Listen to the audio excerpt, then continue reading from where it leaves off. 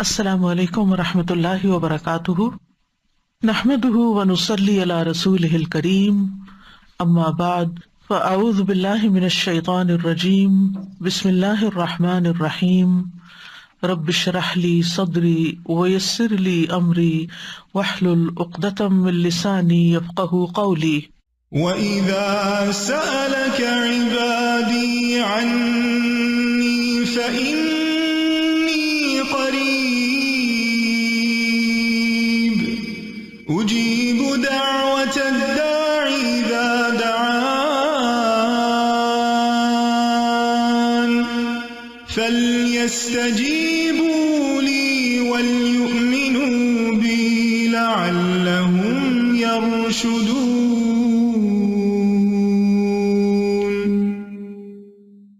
اور جب میرے بندے آپ سے میرے بارے میں سوال کریں تو کہہ دیجئے، بے شک میں قریب ہوں، میں پکارنے والے کی پکار کا جواب دیتا ہوں۔ جب وہ مجھے پکارے تو ان کو چاہیے کہ وہ میرا حکم مانے اور مجھ پر ایمان رکھیں تاکہ وہ ہدایت پائیں۔ فَاسْتَغْفِرُوهُ ثُمَّ تُوبُوا إِلَيْهِ إِنَّ رَبِّي قَرِيبٌ مُجِيبٌ۔ اللہ سبحانہ وتعالی اپنے بندے کے قریب ہے، اپنے بندے کی دعاؤں کا جواب دیتا ہے، انہیں قبول کرتا ہے۔ اس لیے ہمیں مانگتے رہنا چاہیے اور مانگنے کے آداب کو بھی ملحوظ رکھنا چاہیے۔ سب سے پہلے اللہ سبحانہ وتعالی کی حمد و ثنا، لا الہ الا اللہ وحدہ لا شریک لہ، لہ الملک ولہ الحمد وہو علی کل شیء قدیر، لا حول ولا قوة الا باللہ، لا الہ الا اللہ ولا نعبد الا ایاہ، لہ النعمۃ ولہ الفضل ولہ الثناء الحسن، لا الہ الا اللہ مخلصین لہ الدین ولو کرہ الکافرون۔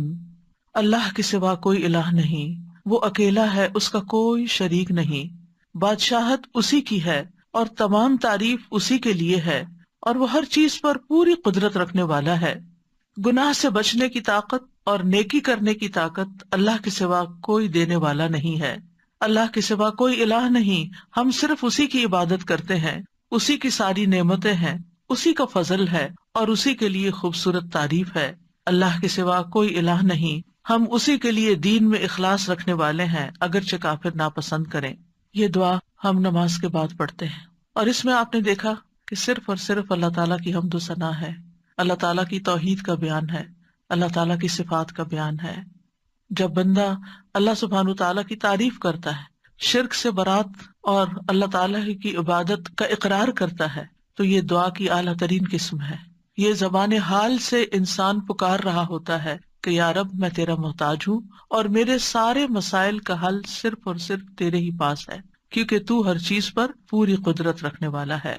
اور پھر اللہ سبحانہ تعالیٰ کی تعریف ہر حال میں، چاہے ہمیں کوئی پریشانی ہو، دکھ ہو، تکلیف ہو، ہم اپنی تقدیر کے واقع ہونے سے گھبرائے ہوئے ہوں، پھر بھی اللہ سبحانہ تعالیٰ سے بدگمان نہیں ہونا، بدظن نہیں ہونا، دور نہیں ہونا، ناراض نہیں ہونا، بلکہ پلٹ پلٹ کر اسی کی طرف رجوع کرنا ہے اور اسی کی تعریف کرتے رہنا ہے۔ تو ہر قسم کی تعریف صرف اور صرف اللہ ہی کے لیے ہے۔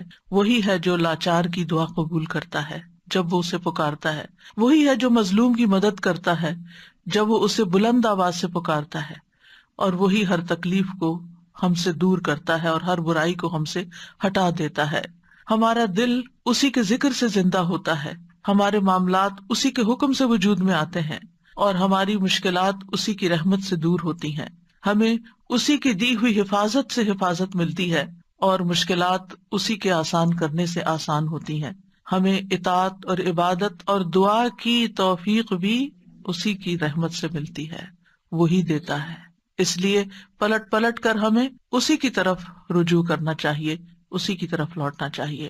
ہماری زندگی میں بہت سے واقعات ایسے ہوتے ہیں کہ جو ہمیں ناگوار ہوتے ہیں، لیکن وہ ہماری تقدیر کا حصہ ہوتے ہیں۔ ہمیں سمجھ نہیں آ رہا ہوتا کہ ہمارے ساتھ ایسا کیوں ہو رہا ہے، وہ کیا وجہ ہے کہ یہ حادثہ میری زندگی میں ہو گیا ہے، یہ مشکل میرے ہاں پیش آ گئی ہے، یہ اللہ کی دی ہوئی تقدیر میں سے ہے۔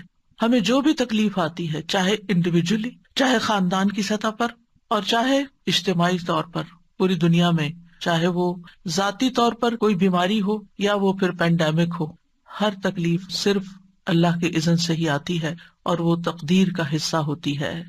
اللہ سبحانہ تعالیٰ کا ارشاد ہے، قل لن يصيبنا إلا ما كتب الله لنا هو مولانا وعلى الله فليتوكل المؤمنون۔ ان سے کہیے ہمیں اگر کوئی مصیبت آئے گی تو وہی آئے گی جو اللہ نے ہمارے مقدر کر رکھی ہے، وہی ہمارا سرپرست ہے، اور مومنوں کو اللہ ہی پر توکل کرنا چاہیے۔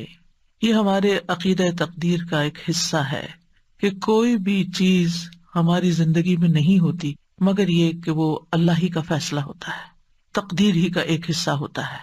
قل لن یصیبنا الا ما كتب اللہ لنا، کوئی مصیبت آ ہی نہیں سکتی مگر وہ جو اللہ نے پہلے سے لکھ رکھی ہے۔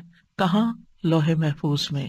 یعنی جو مصیبت آتی ہے، اور پھر صرف مصیبت ہی تھوڑی آتی ہے، بہت سی خیر اور بھلائی بھی پہنچتی ہے۔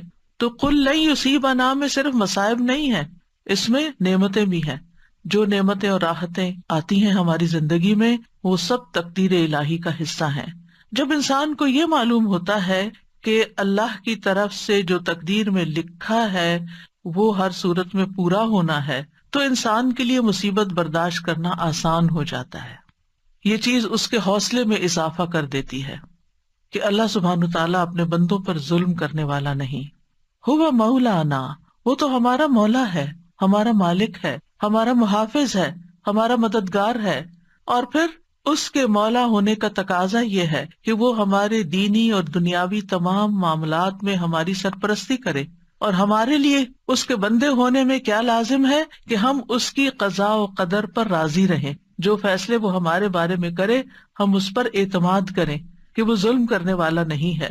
اس نے جو بھی فیصلہ کیا، جو نعمت دی یا جو تکلیف اس کی طرف سے آئی، یہ سب اسی کا فیصلہ ہے، ہمارے اختیار میں یہ نہیں ہے، یہ اللہ سبحانہ تعالیٰ کی مرضی سے آئی ہے، اور ہمارا اس پر یقین ہے کہ وہ اپنے بندوں پر کوئی ظلم نہیں کرتا۔ اللہ سبحانہ تعالیٰ کے ہر فیصلے میں انسان کے لیے بھلائی ہے، یعنی وہ خیر کا فیصلہ ہو یا زندگی میں آپ کے کوئی تکلیف آ گئی ہو، اس میں خیر ہی خیر ہے۔ بندہ مومن کا تقیہ کلام کیا ہوتا ہے؟ اس میں بھی خیر ہوگی۔ کچھ بھی ہوتا ہے تو کیا کہتا ہے؟ اس میں بھی خیر ہوگی، الحمدللہ اس میں بھی خیر ہوگی، اس کا بھی نتیجہ اچھا ہی ہوگا، اس سے بھی مجھے فائدہ ہی پہنچے گا، کیونکہ اللہ تعالیٰ نے کیا خبر دی ہے؟ قل لن یصیبنا الا ما كتب اللہ لنا هو مولانا، وہ ہمارا سرپرست ہے، وہ ہمارے لیے جو بھی فیصلہ کرتا ہے اس میں مومنوں کے لیے بھلائی ہی بھلائی ہوتی ہے، اور چونکہ وہ ہمارا مولا ہے تو اس لیے ہمیں اس سے اچھی ہی امید ہے۔ اور ولا مولا لہم، جیسے نبی صلی اللہ علیہ وسلم نے احد کے موقع پر فرمایا تھا کہ اللہ مولانا ولا مولا لہم، اللہ ہمارا مولا ہے اور ان کا کوئی مولا نہیں، یعنی جو اس پر ایمان نہیں رکھتے اور جو اس کی تقدیر پر ایمان نہیں رکھتے پھر ان کا کوئی مولا نہیں، ان کا کوئی سرپرست نہیں۔ اہل ایمان کو اللہ سبحانہ تعالیٰ اپنی پناہ میں لے لیتا ہے، اس لیے مومنوں کو کیا کرنا چاہیے؟ وَعَلَى اللَّهِ فَلْيَتَوَكَّلِ الْمُؤْمِنُونَ، مومنوں کو تو اللہ پر ہی توکل کرنا چاہیے، بھروسہ کرنا چاہیے۔ توکل کا معنی ہوتا ہے خیر کے حصول اور شر کے دور ہونے کے لیے اللہ تعالیٰ کو اپنا سہارا سمجھنا، اور جو اللہ تعالیٰ پر بھروسہ کرتا ہے وہ کبھی نامراد نہیں ہوتا، اور جو غیروں پر بھروسہ کرتا ہے تو وہ بے یار و مددگار رہتا ہے، کیونکہ وہ اس کی سرپرستی نہیں کر سکتے، اور اس طرح انسان اپنی امیدوں کے حصول میں بھی ناکام ہوتا ہے۔ تو توکل کیا ہوتا ہے؟ توکل یہ ہوتا ہے کہ انسان اپنی بے بسی کا اظہار کر دے کہ میرے بس میں کچھ نہیں، میرے پاس کچھ نہیں، اور ہر چیز کا مالک اللہ ہے، اور ہر کام اس کے اذن سے ہوتا ہے، وہی کرے گا، اور جو کرے گا وہ خیر ہی کے فیصلے کرے گا۔ تو دنیا اور آخرت کے فوائد اور نقصانات، کیونکہ توکل کو سمجھنا بڑا ضروری، دنیا اور آخرت کے فوائد اور نقصانات کے معاملے میں دل کا اللہ کی ذات ہی پر اعتماد کرنا، دل کا اعتماد، اور یہ ایمان رکھنا کہ اللہ کے سوا کوئی عطا نہیں کر سکتا اور نہ کوئی روک سکتا ہے، نہ نقصان پہنچا سکتا ہے، نہ نفع دے سکتا ہے۔ اللہم لا مانع لما اعطیت ولا معطی لما منعت ولا ينفع ذا الجد منک الجد۔ یعنی کوئی بھی فائدہ ہے یا کوئی بھی نقصان ہے، اپنی زندگی میں آنے والے فوائد اور نقصانات دونوں کی طرف نظر کیجیے. اس معاملے میں کوئی بھی نقصان ہوا، کوئی بھی تکلیف آئی، کوئی بیماری آئی، کوئی مشکل آئی، کوئی بری خبر سنی، کوئی بھی چیز، یہ اللہ کا فیصلہ ہے. اور پھر دل کا اس بات پر اعتماد ہے، ایمان ہے، یقین ہے کہ اللہ اچھا ہی کرے گا.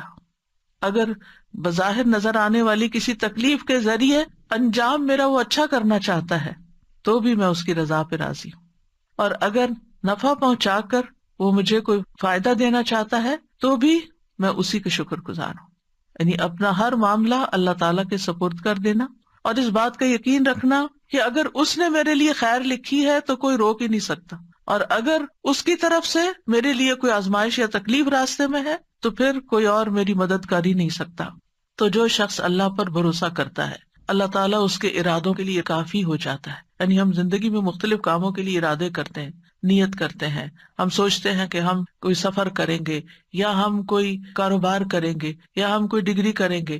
تو ان تمام ارادوں میں انسان کو طرح طرح کے خوف بھی لاحق ہوتے ہیں، خدشات ہوتے ہیں اس کے دل میں. تو پھر جب انسان اپنی سی کوشش کر لیتا ہے، پڑھائی کے لیے محنت کر لیتا ہے، جاب کے لیے محنت کر لیتا ہے، یا ٹریولنگ کے لیے اپنے سارے بندوبست کر لیتا ہے، تو اس کے بعد اس کے دل کو ایک اطمینان ہو جانا چاہیے کہ اب میں نے اپنی طرف سے محنت کر لی ہے، اب اس کے بعد معاملہ میرا اللہ کے سپرد ہے. ہوگا یہ سب کچھ اسی وقت جب اللہ چاہے گا، اور جو وہ چاہے گا وہی میرے حق میں خیر کا فیصلہ ہوگا. تو جو اللہ پر بھروسہ کرتا ہے تو اللہ تعالیٰ اس کو شر سے بچا لیتا ہے اور مصیبتوں سے نجات دیتا ہے اور لوگوں کے شر سے بھی محفوظ رکھتا ہے. تو ہم سب جانتے ہیں کہ ہمارا اللہ سبحانہ تعالیٰ پر، اس کے رسول پر، اس کے فرشتوں پر، کتابوں پر ایمان کے علاوہ تقدیر پر بھی ایمان ہے کہ ہماری زندگی میں جو کچھ ہو رہا ہے یہ اللہ کے اذن سے ہو رہا ہے، یہ اللہ کے فیصلے ہیں جو ہم پر نافذ ہوئے ہیں. ہماری تخلیق کی ابتدا سے لے کر کے ہم لڑکی ہوں یا لڑکا ہوں، ہماری کیا شکل و صورت ہو، ہماری آنکھوں کا رنگ کیسا ہو، ہماری ہائٹ کتنی ہو، ہماری عمر کتنی ہو، ہمارا رزق کیا ہو، یہ سب اللہ سبحانہ تعالیٰ نے ڈیسائیڈ کیا ہے. اور وہ چیزیں ہمیں وقت کے ساتھ ساتھ پہنچ رہی ہیں، وہ چیزیں ہماری زندگی میں ہو رہی ہیں. اس پر ایمان رکھنا کہ ان چیزوں کا اصل مالک اللہ ہے، یہ ہمارے لیے بہت ضروری ہے. تقدیر کے لیے عربی میں 2 لفظ استعمال ہوتے ہیں، ایک ہے قضاء اور ایک ہے قدر. قضاء کا لفظی مطلب ہوتا ہے فیصلہ کرنا، جیسے قاضی ہوتا ہے، اور قدر کا مطلب ہوتا ہے اندازہ مقرر کرنا. تو قدر وہ تقدیر ہے جو اللہ سبحانہ تعالیٰ نے اپنی مخلوقات کے معاملے میں اپنے علم کے مطابق مقرر کر دی ہے، اور قضاء وہ فیصلہ ہے جو اللہ نے اپنی مخلوقات کے معاملے میں کیا ہے اور اس کو حقیقت واقع میں وجود بخشا ہے، یعنی اس کو وجود بھی دیا ہے. تو اس بنا پر قضاء اور قدر پر ایمان لانے کا مطلب کیا ہے کہ اللہ سبحانہ وتعالیٰ کے ازلی علم، یعنی جو آئندہ قیامت تک ہونے والا سب اللہ کے علم میں ہے، اور اللہ سبحانہ وتعالیٰ کی جاری ہونے والی مشیت، یعنی وہی ہوتا ہے جو اللہ چاہتا ہے، اور اس کی قدرت پر ایمان لانا. اس کی قدرت ہر چیز پر محیط ہے، ہر مخلوق پر محیط ہے. تھوڑے سے مشکل الفاظ ہیں، سمپل ورڈز میں یوں کہوں گی کہ جیسے تقدیر کیا ہے، اللہ سبحانہ وتعالیٰ کا وہ علم ہے جو کسی بھی چیز کے وجود میں آنے سے پہلے ہی اللہ کو پتا تھا کہ کیا کیا ہونے والا ہے. اور اگر یہ اللہ کو نہ پتا ہوتا تو وہ پھر ہمارا رب کیسے ہوتا، یعنی اس کو علم ہی نہیں کہ آئندہ ہونے کیا والا ہے. تو یہی تو اللہ تعالیٰ کے قدرت کو اور اس کی قوت کو ظاہر کرتا ہے، اس کی طاقت کو ظاہر کرتا ہے کہ اس کے پاس ان سب چیزوں کا پہلے سے ہی علم ہے. اور پھر یہ کہ یہ صرف علم کی حد تک نہیں ہے، بلکہ اس کے علم کے مطابق اور اس کا علم جو لکھا ہوا ہے اس کے مطابق یہ فیصلے جاری بھی ہو رہے ہیں. ہوتا وہ ہے جو وہ چاہتا ہے، اس کی مشیت کے مطابق سب کچھ جاری ہوتا ہے. یاد رکھیے تقدیر پر ایمان لانا ارکان اسلام میں سے ہے.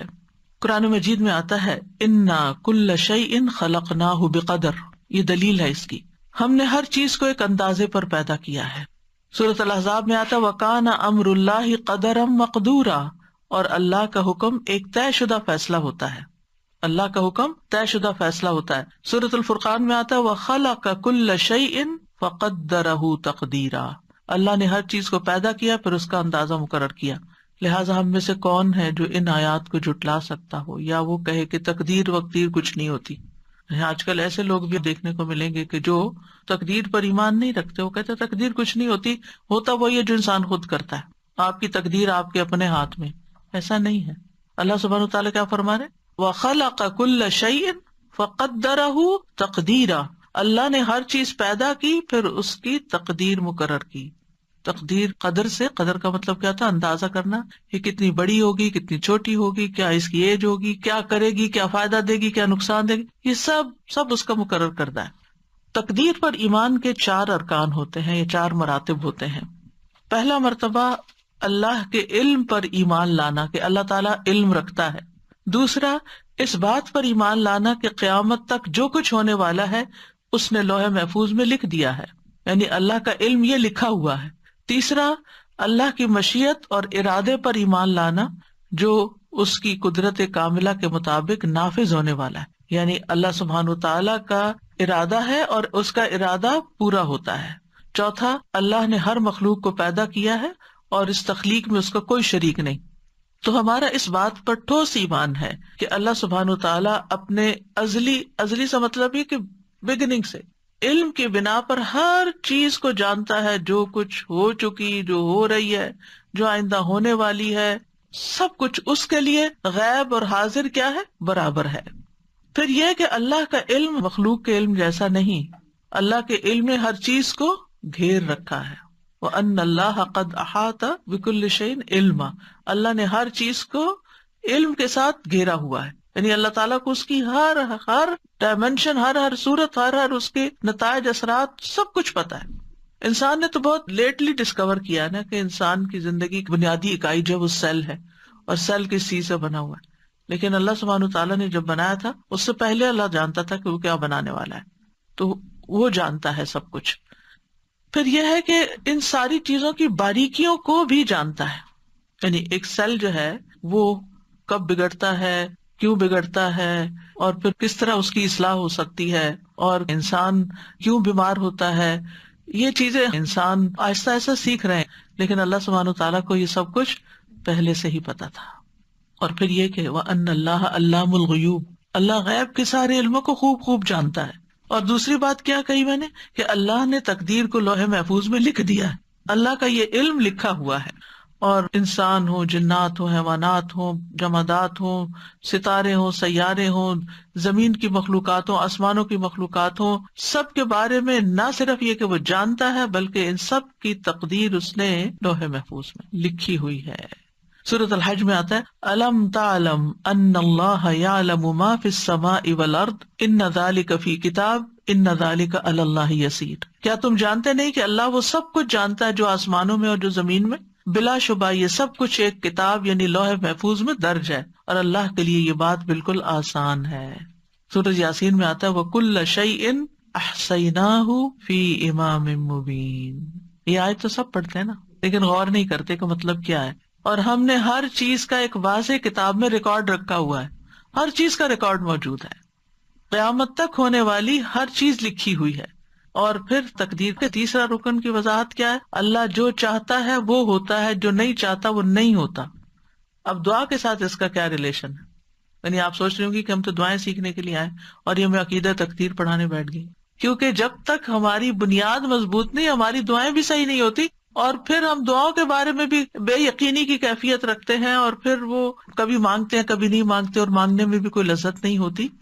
تو بات یہ ہے کہ آپ جو چاہتے ہیں اللہ سے مانگتے ہیں تو قبول اللہ ہی کرے گا، جو وہ چاہتا ہے وہ ہوگا، یعنی وہ نہیں ہوگا جو آپ چاہتے ہیں. اور اگر آپ کی چاہت اور اللہ کی چاہت ایک ہے تو وہ ہو جائے گا، اور اگر آپ کی چاہت کچھ اور ہے اور اللہ کی چاہت کچھ اور ہے تو کس کی چاہت بہتر ہے؟ اللہ کی چاہت. وہ ہم سے زیادہ ہم پر مہربان ہے، وہ ہم سے زیادہ ہمارے فائدے جانتا ہے. ہم صرف وقتی طور پر بہت شارٹ سائٹڈ ہے، تھوڑا سا اپنا فیوچر جانتے ہیں، وہ ہمارا لانگ ٹرم فیوچر جانتا ہے. اس کو پتا ہے کہ کون سی چیز اس وقت بندے کو دینی ہے اور کون سی چیز نہیں دینی. کون سی چیز آج اگر اس کو دے دی تو دنیا میں تو یہ خوش ہو جائے گا، لیکن اس کی آخرت برباد ہو جائے گی. اور اللہ ہم پر مہربان ہے، وہ قطعاً نہیں چاہتا کہ ہمیں ایک چھوٹی سی تھوڑی سی دیر کے لیے ایک دنیاوی فائدہ دے کے، ایک لذت دے کے، اور ہمیشہ کی زندگی ہماری مشکل میں ڈال دے. تو وہ ہم سے روک دیتا ہے، نہیں اس کو یہ نہیں دینا، کیونکہ یہ اس کے لیے بظاہر فائدے کی چیز ہے لیکن حقیقت میں اس کے لیے نقصان دہ. ہم اپنا نفع نقصان نہیں سمجھتے، اللہ سبحانہ وتعالیٰ خوب جانتا ہے، وہ جانتا ہے کہ ہمیں کیا ملنا چاہیے کیا نہیں ملنا چاہیے. اس لیے ہم دعا کرتے رہتے ہیں. اور آپ دیکھیے پہلے بھی میں نے اس بات کا ذکر کیا تھا کہ اگر وہ نہ بھی ملے جو ایک چیز ہم مانگ رہے ہیں اور جس کے لیے روز دعا کرتے ہیں صبح شام ہر وقت ہمارے دل میں غم لگا ہوا وہی مانگتے رہتے ہیں، اگر وہ چیز نہیں بھی ملتی تو کیا کچھ بھی نہیں ملتا؟ آپ مسلسل عبادت کی حالت میں ہیں، جب تک آپ دعا کی حالت میں، آپ عبادت کی حالت میں، آپ کو عبادت کا اجر مل رہا ہے. اگر یہ مشکل آپ کی زندگی میں نہ ہو تو کیا آپ دعا کریں؟ کیا اللہ کو یاد کریں؟ کیا آپ کا اتنا اجر اکٹھا ہو؟ کیا آپ اتنی دیر عبادت کی حالت میں رہیں؟ تو اس میں بھی اللہ تعالیٰ کی مصلحت ہے کہ وہ کچھ دعاؤں کی قبولیت کو مؤخر کر دیتا ہے کہ یہ بندہ اور زیادہ دعائیں کرے. بعض لوگوں کی مناجات، بعض لوگوں کا رونا اللہ کے آگے، بعض لوگوں کا فریادیں کرنا اللہ کے آگے اللہ تعالیٰ کو بہت پسند آتا ہے، اور وہ چاہتا ہے کہ یہ بندہ کچھ دیر اور اسی حال میں رہے، ایسی ہی دعائیں کرے. کیونکہ جب ہر چیز ملی بھی ہوتی ہے نا تو بس ایک روٹین کی نماز ہوتی ہے، روٹین کی دعائیں ہوتی ہیں جس میں کوئی دل نہیں لگا ہوتا ہمارا. لیکن جب کسی مشکل میں ہوتے ہیں تو پھر ہم گڑ گڑا کے مانگتے ہیں، پھر رو کے مانگتے ہیں، پھر چپ کے مانگتے ہیں، پھر تنہائی میں مانگتے ہیں، پھر سب کے بیچ میں اجتماعی دعا کرتے ہیں، پھر کسی سے ریکویسٹ کرتے ہیں کہ آپ ہمارے لیے دعا کریں. اور آپ دیکھیے بندہ مومن جب پریشانی کی حالت میں ہوتا ہے تو گناہ جھڑنا شروع ہو جاتے ہیں. ایک اور فائدہ ہو رہا ہے، یعنی آپ ڈیٹاکس ہو رہے ہیں، آپ صاف ہوتے جا رہے ہیں. آپ کے اعمال نامے میں وہ لکھا چلا جا رہا ہے، آپ کا اعمال نامہ وزنی ہو رہا ہے. اگر دعا قبول نہ ہونے کے فائدے آپ گننا چاہیں آپ حیران ہو جائیں کہ یا رب میں تو ایک چیز مانگ رہا تھا اور اگر آپ نے وہ نہیں دی تو اس کے بدلے میں اتنی ساری چیزیں دے دی مجھے. تو اللہ سبحانہ تعالیٰ پر اور پیار آتا ہے. تو بہرحال یہ یاد رکھیے، ہم چاہے ساری دنیا کی مدد حاصل کر لیں لیکن ہونا وہ ہے جو اللہ چاہتا ہے. یہ ہے تقدیر، اور یہ ہے تقدیر کے ساتھ ہمارا رشتہ دعا کا، کہ اس لیے ہمیں پلٹنا اسی کی طرف ہے. اور یہ آپ کو معلوم ہے نا کہ دعا تقدیر کو بدل دیتی ہے.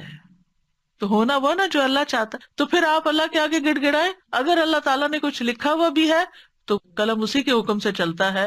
یمحو اللہ ما یشاء ویثبت، اللہ جس چیز کو چاہتا ہے مٹا دیتا ہے، جو چیز چاہتا ہے اس کو ثابت رکھتا ہے. ہر چیز اس کے اختیار میں، لہذا اس سے مانگتے چلے جائیں.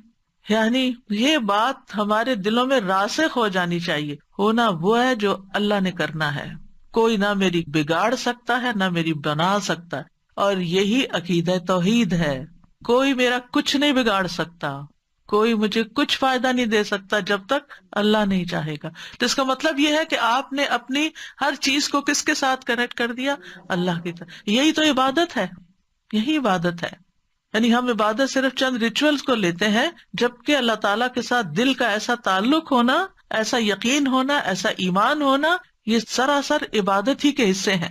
پھر آپ دیکھیے کہ قرآن مجید میں اللہ تعالیٰ فرماتے ہیں وَرَبُّكَ يَخْلُقُ مَا يَشَاءُ وَيَخْتَارُ، اور آپ کا رب جو چاہتا ہے پیدا کرتا ہے اور جسے چاہتا ہے منتخب کرتا ہے. هُوَ الَّذِي يُصَوِّرُكُمْ فِي الْأَرْحَامِ كَيْفَ يَشَاءُ، وہی تو ہے جو رحموں میں تمہاری صورت بناتا ہے جس طرح وہ چاہتا ہے. ہم چاہتے ہیں ہمارا بچہ ایسی شکل کا ہو، ایسی آنکھوں والا، ایسے رنگ کا ہو، نہیں، وہ جو چاہتا ہے وہ پیدا کرے گا، وہ آپ کے اختیار میں نہیں. اور پھر وما تشاءون الا ان یشاء اللہ رب العالمین، اور تم چاہ نہیں سکتے مگر وہی جو کچھ اللہ رب العالمین چاہتا ہو. نبی صلی اللہ علیہ وسلم نے فرمایا تم میں سے کوئی یوں نہ کہے اے اللہ اگر تو چاہے تو مجھے معاف فرما، اے اللہ اگر تو چاہے تو مجھ پہ رحم فرما، بلکہ یقین سے دعا کرے، کیونکہ اللہ جو چاہے کرتا ہے، اسے کوئی مجبور کرنے والا نہیں. تو ہمیں کوئی سجیسٹ کرنے کی ضرورت نہیں کہ آپ جو چاہتے ہیں کریں، وہ تو آلریڈی جو چاہتا ہے کرے گا. ہمیں کیا کرنا چاہیے؟ یقین سے مانگنا چاہیے کہ اے اللہ آپ تو سب کچھ کر سکتے ہیں، آپ میری یہ مشکل آسان کر دیں، یا آپ یہ چیز مجھے عطا کر دیں. اور پھر آپ دیکھیے چوتھی بات یہ کہ اللہ تعالیٰ آسمان و زمین کی ہر چیز کا خالق ہے اور ہمارے افعال کا خالق بھی ہے. یعنی مطلب یہ ہے کہ ہر چیز کو اللہ نے پیدا کیا ہے، جس میں بندے اور ان کے اعمال بھی شامل ہیں، یہ بھی کریٹڈ ہیں. اور یہ کہ اللہ سبحانہ و تعالیٰ اس کے باوجود ہم سے کیا چاہتا ہے کہ ہم اس کی اطاعت کے کام کریں اور اس کی نافرمانیوں سے بچیں. اور جب کوئی شخص اطاعت کے کام کرتا ہے تو نیکی کرتا ہے تو اللہ تعالیٰ نیک بندوں سے محبت کرتا ہے، اور جو اس کی اطاعت نہیں کرتے پھر ان سے محبت نہیں کرتا. اللہ سبحانہ تعالیٰ نے نیک کام بھی پیدا کیے ہیں اور غیر صالح اعمال بھی اللہ ہی نے پیدا کیے ہیں. اب ہم کیا چوز کرتے ہیں؟ ہمارا سارا امتحان ہماری چوائس کا ہے. اصل میں کریشن اللہ کی ہے، چوائس ہماری ہے کہ اس میں سے ہم کیا پسند کرتے ہیں. ہم اپنے لیے نیکی کے کام پسند کرتے ہیں یا ہم اپنے لیے کچھ اور پسند کرتے ہیں. تو اللہ خالق کل شیء وہو علی کل شیء وکیل. اللہ ہی ہر چیز کا پیدا کرنے والا ہے اور وہی ہر چیز کا نگہبان ہے. واللہ خلقکم وما تعملون. اللہ نے تمہیں بھی پیدا کیا اور ان چیزوں کو بھی جو تم بناتے ہو یا جو تم عمل کرتے ہو. تو یاد رکھیے جو ہوتا ہے وہ اللہ کے اذن سے ہوتا ہے. جو ہمیں فائدہ ملتا ہے وہ اللہ کی طرف سے آتا ہے. جب ہم اس بات کا یقین رکھیں گے تو اس کا فائدہ کیا ہوگا؟ یعنی مثلاً اللہ نے آپ کو اولاد کی نعمت دی تو اس پر آپ کس کے شکر گزار ہوں گے؟ اللہ تعالیٰ کے شکر گزار ہوں گے. یہ شکر کیا کرے گا؟ نعمتوں میں اضافہ کرے گا، اللہ کی رضا کا سبب بنے گا. اللہ نے آپ کو مال دیا، رزق دیا، اچھا ٹھکانہ دیا، تو جب آپ کو یہ پتا ہوگا کہ یہ اللہ نے دیا ہے تو پھر آپ ان میں سے ہر نعمت پر شکر ادا کرتے رہیں گے. اور جو شکر ادا کرتا ہے وہ سب سے زیادہ خوشحال انسان ہوتا ہے، کیونکہ وہ نعمتوں کو دیکھ رہا ہوتا ہے. جو ناشکرے لوگ ہوتے ہیں نا، ان کی سب سے بڑی سزا ہی ناشکرا پن ہے کہ ان کو نعمتیں نظر نہیں آتی. ان کے آس پاس نعمتوں کے ڈھیر ہوتے ہیں لیکن وہ نہ ان کا دیکھنا انجوائے کرتے ہیں، نہ ان کی پریزنس کو فیل کرتے ہیں کہ اللہ کا شکر ہے یہ ہیں. ان کو صرف نظر آ رہا ہوتا ہے جو نہیں ہوتا. اولاد ہے، اس کی پریزنس ایک نعمت ہوتی. ان سے پوچھے جن کے پاس نہیں ہے. لیکن اگر ان میں کسی قسم کی کوئی کمی ہے یا ان کے ساتھ کوئی مشکل ہے تو ہم صرف وہی دیکھتے رہتے ہیں. اور اللہ نے چونکہ ہر چیز کا ایک وقت مقرر کر رکھا ہے نا، اس وقت کے آنے پر اولاد کو بھی وہ چیز مل جائے گی، ان کا بزنس فلرش کر جائے گا، ان کی جاب لگ جائے گی، ان کی ڈگری پوری ہو جائے گی، ان کی شادی ہو جائے گی، ان کے بچے ہو جائیں گے. ہر چیز کا ایک وقت ہے بھائی، اس نے اپنے وقت پر ہی ہونا ہے. لیکن ہم چونکہ وقت سے پہلے چاہتے ہیں اس لیے ہم پریشان رہتے ہیں اور پھر شکر ادا نہیں کرتے کہ الحمدللہ صحیح سلامت ہے. اگر یہ بیمار پڑے ہوتے اور ہمیں ان کی خدمت کرنی پڑ جاتی. آپ دیکھیے ان پیرنٹس کو جن کے بچے اسپیشل بچے ہیں اور وہ اب تک اپنے والدین کی مدد کے محتاج ہیں. آپ نے بھی ایسی مائیں دیکھی ہوں گی. ان کی زندگی میں صرف وہی چیز رہ جاتی ہے، یعنی وہ اپنا آپ بھی بھول جاتی ہیں. وہ ہماری طرح آزادی سے گھوم پھر نہیں سکتی، انجوائے نہیں کر سکتی. تو اگر انسان دنیاوی معاملات میں اپنے سے نیچے والوں کو دیکھے تو اس کے دل کو قرار آ جائے کہ شکر ہے تو نے مجھے صحیح سلامت بچہ دیا ہے. کیا ہوا اگر اس بچے کو آپ نے یہ نہیں دیا، جو بھی چیز اس کی زندگی میں کمی ہے. کیونکہ عموماً مائیں اپنے سے بھی زیادہ اپنے بچوں کی زندگی میں جو کمی ہوتی ہے اس کا غم کھائے رکھتی ہیں. اور اگر ہم تھوڑا سا اپنا طریقہ بدل لیں، انہی بچوں کے بارے میں شکر ادا کرنا شروع کر دیں. اللہ تیرا شکر ہے تو نے دیا، اللہ تیرا شکر ہے زندگی ہے، صحت ہے، سلامتی ہے، اللہ تیرا شکر ہے. آپ دیکھیے اس شکر کے بنا پر اللہ سبحانہ وتعالیٰ آپ کو وہ بھی دے دے گا جو اب تک نہیں ملا، جو آپ مانگ رہے ہیں. کیونکہ شکر نعمتوں کو کھینچ لاتا ہے. اور ناشکری ہر وقت غم دکھ کی فریاد کرتے رہنا، ہر وقت پریشان رہنا یہ نعمتوں کو اور دور کر دیتا ہے. تو یاد رکھیے تقدیر پر ایمان لانا ہمارے ایمان کا حصہ ہے. اور ایمان کی حقیقت اس وقت تک نہیں انسان کو پتہ چلتی جب تک وہ تقدیر پر ایمان نہیں رکھتا.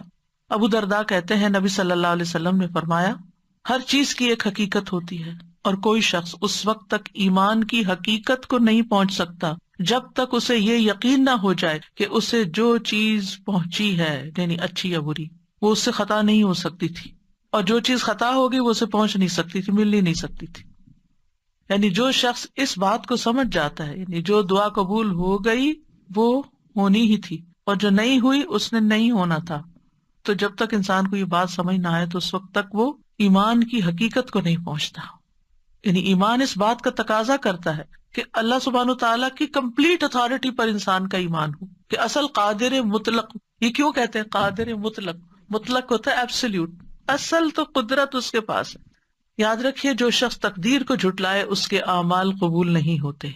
نبی صلی اللہ علیہ وسلم نے فرمایا 3 لوگوں سے اللہ نہ کوئی فرض قبول کرے گا نہ نفل. نمبر 1 والدین کا نافرمان، نمبر 2 احسان جتانے والا، اور نمبر 3 تقدیر کو جھٹلانے والا. عمل ہی قبول نہیں ہوتے. ڈھیر صدقے کا بھی دے تو وہ بھی قبول نہیں ہوگا. عبداللہ بن عمر قسم کھا کے فرمایا کرتے تھے اگر تقدیر کا انکار کرنے والوں میں سے کسی کے پاس احد پہاڑ کے برابر سونا بھی ہو اور وہ سارے کا سارا اللہ کے راستے میں دے دے تب بھی اللہ اسے قبول نہیں کرے گا جب تک وہ تقدیر پر ایمان نہ لائے. تو کتنا ضروری ہے اس عقیدے کو ذہن میں رکھنا، اس پر ایمان لانا اور اس کو ریفریش کرنا. رمضان اصل میں موقع ہے ہم اپنے بنیادی عقائد کو ریفریش کریں، ہم دین کی بنیادی تعلیمات کو ریفریش کریں تاکہ ہم آگے سال کا جو باقی حصہ ہے وہ بہترین مسلمان کے طور پر گزار سکیں. نبی صلی اللہ علیہ وسلم نے فرمایا، مجھے بعد میں آنے والے زمانے میں اپنی امت پر سب سے زیادہ 3 باتوں کا ڈر ہے. نمبر 1 ستاروں پر ایمان لانا، نمبر 2 تقدیر کو جھٹلانا، اور نمبر 3 حکمران کا ظلم کرنا.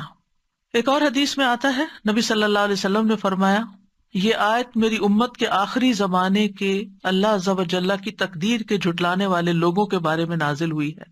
ذوقوا مس سقر انا کل شیء خلقناہ بقدر.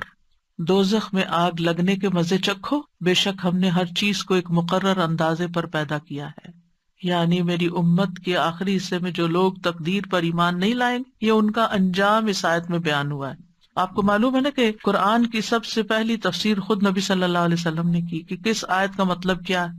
کچھ عمل سے کی اور کچھ زبان سے کی، اور پھر جو علم آپ نے آگے صحابہ کو دیا ان میں سے حضرت عبداللہ بن عباس مفسر قرآن ہے. یعنی یہ جو سورۃ القمر کی آیات ہے 48-49، ذوقوا مس سقر، جہنم کی آگ لگنے کا مزہ چکھو، انا کل شیء خلقناہ بقدر، ہم نے ہر چیز کو ایک مقرر اندازے میں پیدا کیا، ہم نے ہر چیز کی تقدیر مقرر کی ہے. پھر اسی طرح آپ صلی اللہ علیہ وسلم نے فرمایا، جنت میں والدین کا نافرمان، جادو پہ ایمان رکھنے والا، عادی شراب خور اور تقدیر کو جھٹلانے والا داخل نہ ہوگا.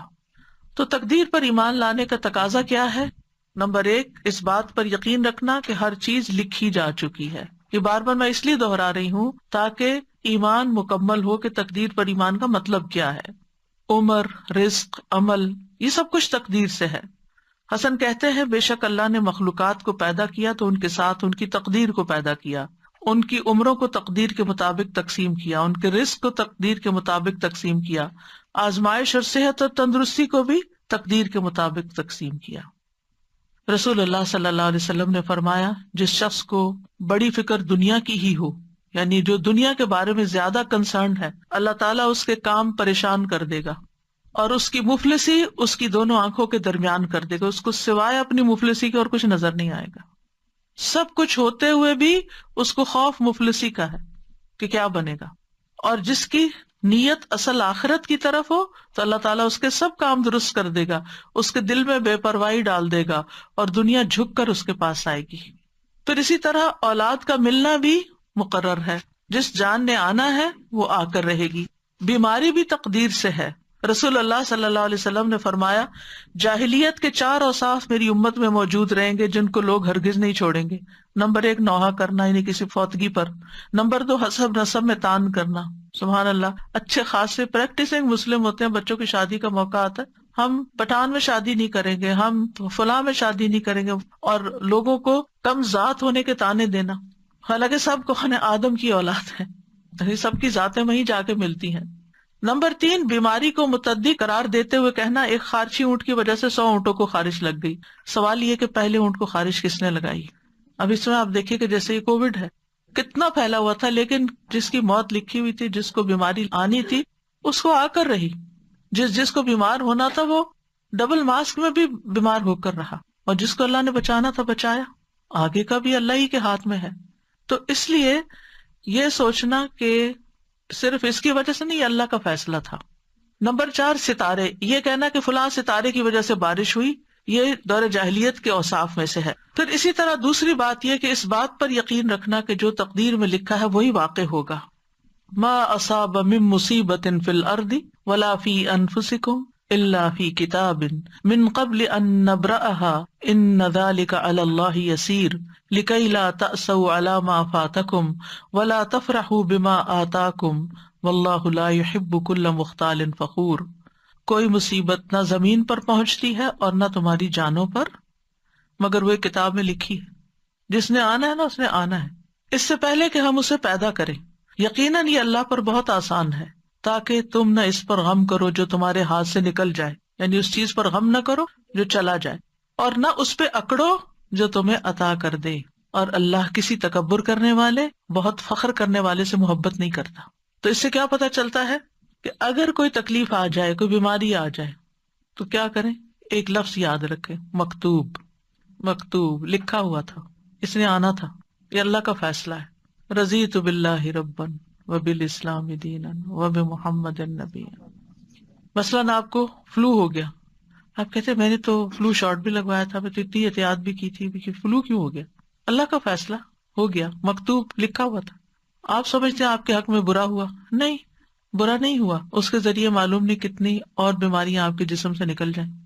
اللہ کو پتا ہے نا، اللہ کو آپ سے پیار ہے، وہ بڑی مصیبت سے بچانے کے لیے آپ کو چھوٹی مشکل میں ڈال دیتا ہے، اور 7 گناہ بھی جڑتے چلے جاتے ہیں، اور آپ کا اللہ تعالیٰ کی طرف رجوع بھی ہو جاتا ہے. اور یاد رکھیے کہ انسان کبھی بھی اللہ تعالیٰ کے بارے میں بدگمانی نہ کرے کہ اللہ نے مجھے بیمار کر کے میرے ساتھ اچھا نہیں کیا. نیور. کیونکہ اللہ تعالیٰ کا ہر فیصلہ عدل پر مبنی ہے، حکمت پر مبنی ہے. یہ بھی ہم نے یاد رکھنا. تکلیف آئے تو کیا سوچنا ہے؟ اللہ نے میرے ساتھ ظلم نہیں کیا، یہ اللہ کا عدل ہے، یہ اللہ کی حکمت ہے. اس کی حکمت اللہ ہی جانتا ہے. بہرحال میں یہ یقین رکھتی ہوں کہ اس کا یہ فیصلہ ہمارے حق میں ٹھیک ہی ہے، بہتر ہی ہے. ابن دلمی کہتے ہیں میں ابی ابن کعب کے پاس حاضر ہوا اور ان سے کہا میرے دل میں تقدیر سے متعلق کچھ شکوک و شبہات پیدا ہو گئے ہیں، آپ اس بارے میں مجھے بتائیں، شاید اللہ تعالیٰ میرے دل سے ان شبہات کو نکال دے. ابی رضی اللہ عنہ نے فرمایا اگر اللہ آسمان والوں اور زمین والوں کو عذاب دینا چاہے تو دے سکتا ہے، اور وہ ان پہ ظلم کرنے والا نہیں ہوگا. اور اگر وہ ان پر رحم فرمائے تو اس کی رحمت ان کے لیے ان کے اعمال سے بہتر ہے. اور اگر تم احد پہاڑ برابر سونا بھی خرچ کر دو تو جب تک تم تقدیر پر ایمان نہ لاؤ گے اللہ تعالیٰ اس کو قبول نہیں کرے گا. اور جب تک تم یہ نہ جان لو کہ تمہیں جو کچھ پہنچا ہے وہ تم سے خطا ہونے والا نہیں تھا، اور جو تمہیں نہیں پہنچا وہ تمہیں ہرگز ملنے والا نہیں تھا، اور اگر اس سے اعتقاد کے بغیر تم مر گئے تو جہنم میں جاؤ گے. ابن دلمی کہتے ہیں پھر میں عبداللہ بن مسعود کے پاس آیا، انہوں نے بھی یہی بات کہی جو ابی رضی اللہ عنہ نے کہی تھی. کہتے ہیں اس کے بعد پھر میں حذیفہ بن یمان کے پاس گیا اور انہوں نے بھی وہی بات کہی جو پہلے دو نے کہی تھی. پھر میں زید بن ثابت کے پاس گیا، انہوں نے بھی وہی کہا جو اوپر تینوں نے کہا، اور انہوں نے بھی نبی صلی اللہ علیہ وسلم سے اسی طرح کی بات روایت کی. اس سے یہ پتہ چلتا ہے کہ صحابہ کرام کا ایمان کتنا درست تھا، اور ان کو پتا تھا کہ کس چیز پر ایمان لانا ہے اور کس طرح کا ایمان لانا ہے. آج آپ دیکھیں کہ ہم سے اگر کوئی پوچھے تو کیا ہم یہ بات بتا سکتے ہیں یہ جو سارے صحابہ نے کہی تھی؟ ہمیں تو پتہ بھی نہیں کہ ایسے بھی کہنا ہوتا ہے. تو یہ ہے تقدیر کہ اللہ کے فیصلے ظلم پر مبنی نہیں ہے، اور اللہ کی رحمت ہمارے اعمال سے بہتر ہے، اور کوئی نیک عمل قبول نہیں ہے اگر ہم تقدیر پر ایمان نہیں رکھتے. اور جو ہمیں پہنچنے والا ہے وہ خطا نہیں ہو سکتا، اور جو خطا ہو گیا وہ آنا ہی نہیں تھا.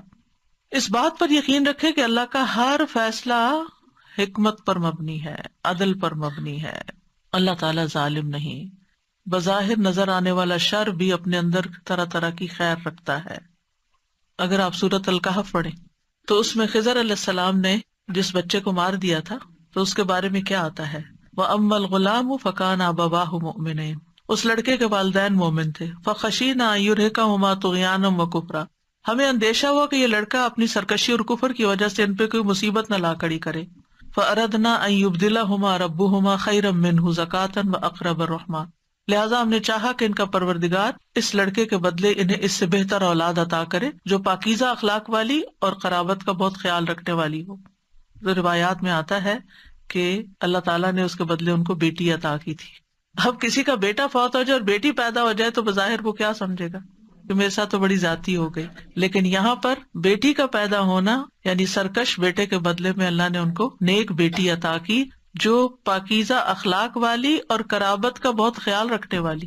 اور یہ تو ہم نے دیکھا ہے نا کہ جس طرح بیٹیاں ماں باپ کا خیال رکھنے والی ہوتی ہیں اور کیئر کرنے والی ہوتی ہیں عمومی طور پر، اللہ ماشاء اللہ عمومی طور پر بیٹے ایسے نہیں ہوتے. پھر مریم کو بیٹا دینے کی بجائے اللہ نے بیٹی سے نوازا جن سے عیسیٰ علیہ السلام پیدا ہوئے. کتنی بڑی سعادت تھی ان کی. تو مومن کے ہر حال میں خیر ہوتی ہے، اللہ کے ہر فیصلے میں خیر ہے. حدیث میں آتا ہے مومن کا معاملہ بھی عجیب ہے، اس کے لیے ہر بات میں بھلائی ہے، اور یہ مومن کے سوا کسی کے لیے نہیں. اگر اس پہ خوشحالی آتی ہے وہ شکر ادا کرتا ہے تو اس کے لیے بہتر ہے، اگر کبھی مشکل آتی ہے وہ صبر کرتا ہے تو اس کے لیے وہ بہتر ہے. اور شکر کرنا بھی بہت فائدے کی چیز ہے. الطاعم الشاکر کالصائم الصابر، یعنی جو کھا پی کے شکر ادا کرتا ہے وہ روزہ رکھ کے صبر کرنے والے کی طرح. اس کا بھی اجر ہے اس کا بھی اجر. تو جس حال میں اللہ رکھے اس کے مطابق اگر آپ ریئیکٹ کرتے ہیں تو آپ کے لیے اجر ہی اجر ہے.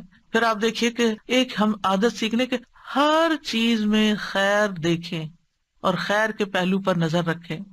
نبی صلی اللہ علیہ وسلم نے فرمایا ابن آدم 2 چیزوں کو ناپسند کرتا ہے، 2 چیزیں اس کو اچھی نہیں لگتی۔ نمبر 1 موت کو، حالانکہ مومن کے لیے موت فتنوں سے بہتر ہے۔ نمبر 2 مال کی قلت کو، مال کم ہو گیا ہے، حالانکہ مال کی قلت حساب کتاب میں کمی کا باعث ہے۔ اگر مال کم ہے تو حساب بھی کم ہے، مال زیادہ تو حساب بھی زیادہ۔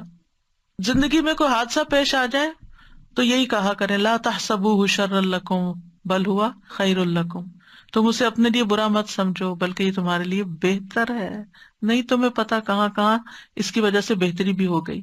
سفیان کہتے ہیں انسان جو ناپسند کرتا ہے وہ اس کے لیے بہتر ہوتا ہے اس سے جس کو وہ پسند کرتا ہے، کیونکہ ناپسندیدہ چیز اسے دعا پر ابھارتی ہے اور جسے وہ پسند کرتا ہے وہ اسے آگ لگاتا ہے، یعنی دنیا کی عیش و عشرت چاہتا ہے اور وہ اس کے لیے بعض اوقات اللہ سے دوری کا باعث بن جاتی ہے۔ بہت دفعہ ایسا بھی ہوتا ہے کہ جب کسی تکلیف کا انجام سامنے آتا ہے لیٹر آن تو وہ ہمیں خوش کر دیتا ہے، اس وقت اللہ کے فیصلوں کی حکمت سمجھ آتی ہے۔ ابن عمر کہا کرتے تھے انسان اللہ سے بھلائی طلب کرتا ہے تو اللہ اس کے لیے کسی چیز کو منتخب کر لیتا ہے، یعنی اس کے لیے کسی تکلیف کو منتخب کر لیتا، مطلب یہ تھا۔ پھر وہ اپنے رب سے ناراض ہو جاتا ہے اور اپنے انجام کا انتظار نہیں کرتا۔ پھر جب انجام سامنے آتا ہے تو پتا چلتا ہے کہ اللہ نے اس کے حق میں بہتری کی کہ اس کو اس مشکل رستے سے گزار کر یہ نعمت دی۔ اللہ ہماری مصلحتوں کو ہم سے زیادہ بہتر جانتا ہے، اس لیے اللہ کے فیصلوں پر اعتماد ہونا چاہیے۔ آپ دیکھیں کہ بچے جب چھوٹے ہوتے ہیں نا تو ماں باپ سے اکثر ناراض رہتے ہیں، ہمیں کیوں اسکول بھیجتے ہیں، ہمیں کیوں ہوم ورک کرنے کو کہتے ہیں، ہمیں کیوں چھٹی نہیں کرنے دیتے، ہمیں کیوں فلاں چیز نہیں لے کے دیتے، ہمیں کیوں زیادہ چاکلیٹ نہیں کھانے دیتے، کیونکہ ان کا بس چلے تو کھانے پینے کی جگہ صرف سویٹس اور کینڈیز ہی کھا لے تو ماں باپ نہیں کھانے دیتے۔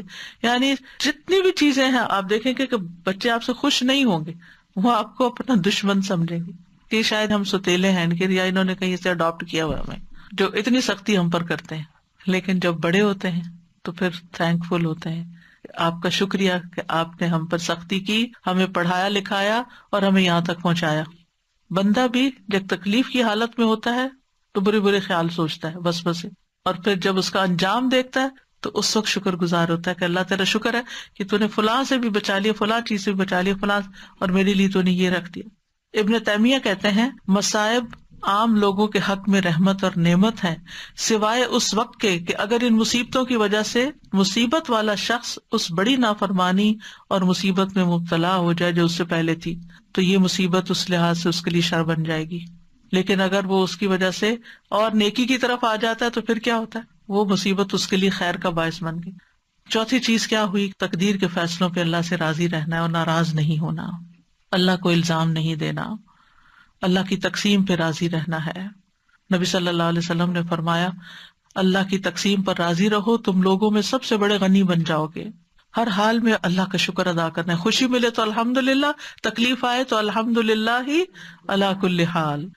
حسن کہا کرتے تھے تم اللہ سے راضی ہو جاؤ اللہ تم سے راضی ہو جائے گا۔ ہم چاہتے ہیں نا اللہ ہم سے راضی ہو جائے تو پھر اللہ تعالیٰ کی تقدیر پہ راضی ہو جایا کرو اور اللہ کا جو حق ہے اسے اپنی طرف سے ادا کرو۔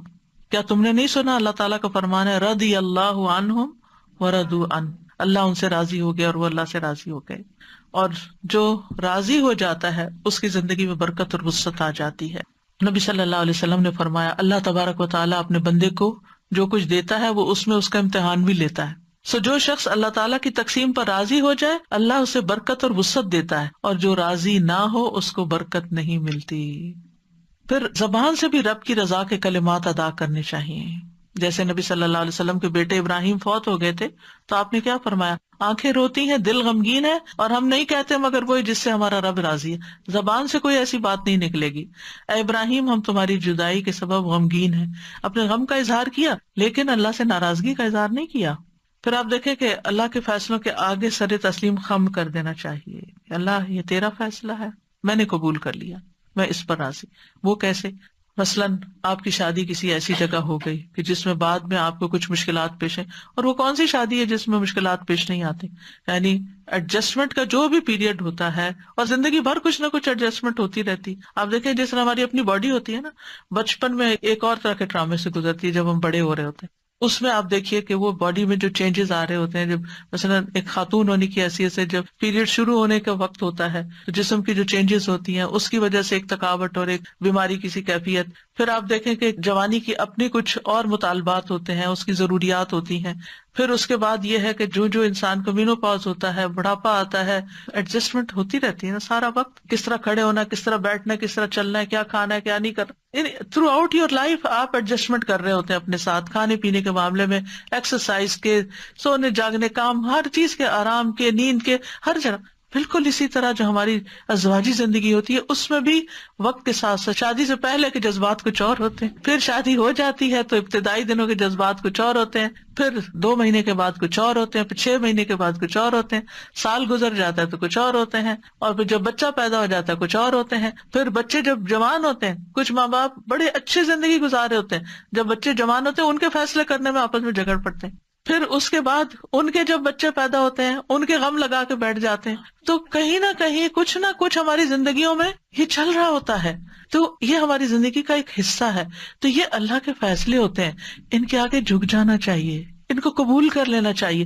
ہمیں نہیں پتا کہ جس چیز کا ہم خوف کرتے ہیں، جس سے ہم ڈرتے ہیں، اسی میں ہمارے لیے کتنی خیر اور بھلائی اللہ نے لکھ دی ہو. یعنی ہمارے توہمات ہوتے ہیں نا کہ کہیں ایسا نہ ہو جائے، کہیں ایسا نہ ہو جائے، پتہ نہیں کیا ہو جائے گا.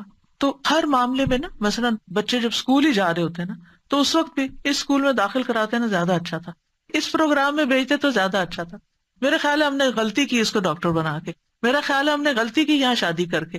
یعنی ساری زندگی انسان فیصلے بھی کر لیتا ہے اور پھر ریگریٹس بھی ساتھ ساتھ چل رہی ہوتی ہیں.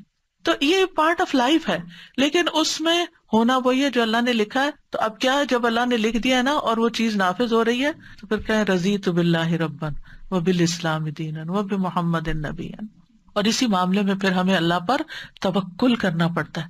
توکل انسان کے اندر اعتماد لے آتا ہے، انسان کے اندر اطمینان پیدا کر دیتا ہے. اور کیوں نہ توکل کرے، ہوا مولانا، وہ ہمارا مولا ہے نا، اس نے کام سنوارنے. میرے ہاتھ میں تھوڑی اپنی تقدیر، میرے ہاتھ میں تھوڑے اپنے فیصلے، اس نے کرنا ہے اور اس کا ہر فیصلہ خیر پر مبنی ہے. اور بندہ جیسا گمان کرتا ہے نا اللہ کے بارے میں، اللہ تعالیٰ بھی اس کے ساتھ ویسے ہی معاملہ کرتا ہے. ایک شخص بیمار ہوا، نبی صلی اللہ علیہ وسلم نے اس کو فرمایا لا باس طہور انشاءاللہ، کوئی بات نہیں، یہ پاک صاف کرنے کا ذریعہ. تو اس نے کہا آپ یہ کہتے ہیں یہ گناہوں کو دھونے والا ہے؟ ہرگز نہیں، یہ تو ایک نہایت شدید قسم کا بخار ہے جو ایک بوڑھے پہ جوش مار رہا ہے، جو اسے قبر کی زیارت کرائے بغیر نہیں چھوڑے گا. برے برے الفاظ اس نے استعمال کیے. آپ نے فرمایا تو اچھا پھر یوں ہی ہوگا. یعنی آپ اللہ سے اچھا گمان کریں، اللہ آپ کے لیے اچھا کرے گا. جو چیز آپ کو پنچ کر رہی ہے نا، جو چیز آپ کو پریشان کر رہی ہے، اس کو کہیں یا رب، ایسے اپنے ذہن میں نا اس چیز کو ایک فزیکل فارم دیا کرے، اور پھر اس کو لپیٹ کے کہا کرے اللہ یہ آپ کے حوالے، آپ نے اس کی ٹیک کیئر کرنی ہے، میں نہیں کر سکتی، میرے دل کا یہ خوف دور کر دے، تو اس کی حفاظت کرنے والا، تو اس کی زیادہ کیئر کرنے والا ہے، تو نے اس کو پیدا کیا ہے. جیسے بچے ہیں، موسیٰ نے کیا کیا تھا، یعنی کتنی بڑی مثال ہے. اور کہاں جا کے پلے تھے، اور پھر وہاں کیا مشکل پیش آ گئی، اور پھر کہاں پہنچ گئے، پھر اللہ نے کیا کیا نہیں عطا کیا، کیسا بڑا مقام. پہلے 5 اولو العزم رسول میں سے ہیں. یوسف علیہ السلام، یعقوب علیہ السلام کے دل میں کیسے خدشات تھے، جو ہر ماں باپ کے دل میں اولاد کے لیے ہوتے ہیں، خاص طور پر اگر اولاد آؤٹ اسٹینڈنگ ہو. لیکن ہر واقعہ جو ان کی زندگی میں پیش آیا وہ نہیں چاہتے تھے، لیکن واللہ غالب علی امری، اللہ اپنے فیصلوں میں غالب ہوتا ہے. لہٰذا وہی ہوا جو وہ نہیں چاہتے تھے، جو نہیں چاہتے تھے. چاہے کنواں تھا، چاہے ان کا بکنا تھا، چاہے عزیز مصر کے گھر میں مشکل پیش آنا تھا، چاہے جیل خانہ تھا، ایک کے بعد ایک بڑی مشکل آتی چلی گئی. لیکن انجام کیا ہوا، کہاں پہنچے، نبوت بھی ملی، بادشاہت بھی ملی، ہر چیز ان کے اختیار میں دے دی اللہ نے.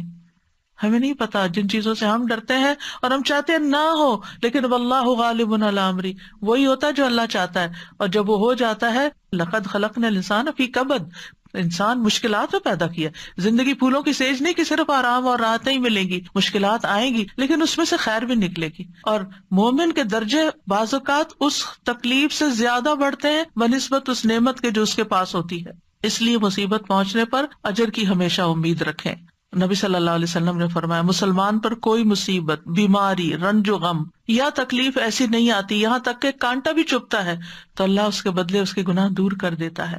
پھر 5ویں چیز یہ ہے کہ تقدیر کے فیصلوں میں کسی کو الزام نہ دیں کہ تم اس کا سبب ہو.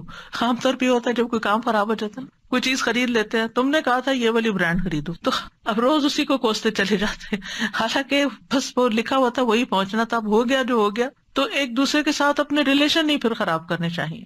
اور یقین رکھنا چاہیے کہ نفع نقصان اللہ کے ہاتھ میں ہے. وَإِن يَمْسَسْكَ اللَّهُ بِضُرٍّ فَلَا كَاشِفَ لَهُ إِلَّا هُوَ وَإِن يُرِدْكَ بِخَيْرٍ فَلَا رَادَّ لِفَضْلِهِ يُصِيبُ بِهِ مَن يَشَاءُ مِنْ عِبَادِهِ وَهُوَ الْغَفُورُ الرَّحِيمُ. اگر اللہ تمہیں کوئی تکلیف پہنچائے تو اس کے سوا کوئی دور کرنے والا بھی نہیں، اور اگر وہ تمہارے ساتھ بھلائی کا ارادہ کر لے تو کوئی اس کے فضل کو ہٹانے والا بھی نہیں. وہ اپنے بندوں میں سے جس کو چاہے پہنچا دیتا ہے، یعنی خیر اور فضل. وہی بے حد بخشنے والا، نہایت رحم فرمانے والا ہے. غیر اللہ جو ہے وہ کسی نفع نقصان کے مالک نہیں، چاہے وہ انسان ہو چاہے کوئی اور ہو. اور یہ یاد رکھیے کوئی تکلیف بھی آتی ہے تو اللہ کے اذن سے ہی آتی ہے. ما اصاب من مصیبت الا باذن اللہ ومن یؤمن باللہ یہد قلبہ واللہ بکل شیء علیم. جو مصیبت آتی ہے اللہ کے اذن سے آتی ہے، اور جو اللہ پر اعتماد کرتا ہے، ایمان لے آتا ہے، اللہ اس کے دل کو ہدایت بخش دیتا ہے، اس کا دل کھول دیتا ہے، اس کے دل کو رہنمائی مل جاتی ہے، اس کو خیر نظر آنے لگتی ہے. اور اللہ ہر چیز کو جاننے والا ہے. یاد رکھیے پوری دنیا مل کے نفع پہنچانا چاہے نا انسان کو، نہیں پہنچا سکتے، مگر اللہ کا اذن ہو تو کوئی روک بھی نہیں سکتا. اس لیے تکلیفوں کا اگر اندیشہ ہو تو مصائب سے بچنے کے لیے معاملہ اللہ کے حوالے کر دیں. فَسَتَذْكُرُونَ مَا أَقُولُ لَكُمْ وَأُفَوِّضُ أَمْرِي إِلَى اللَّهِ إِنَّ اللَّهَ بَصِيرٌ بِالْعِبَادِ.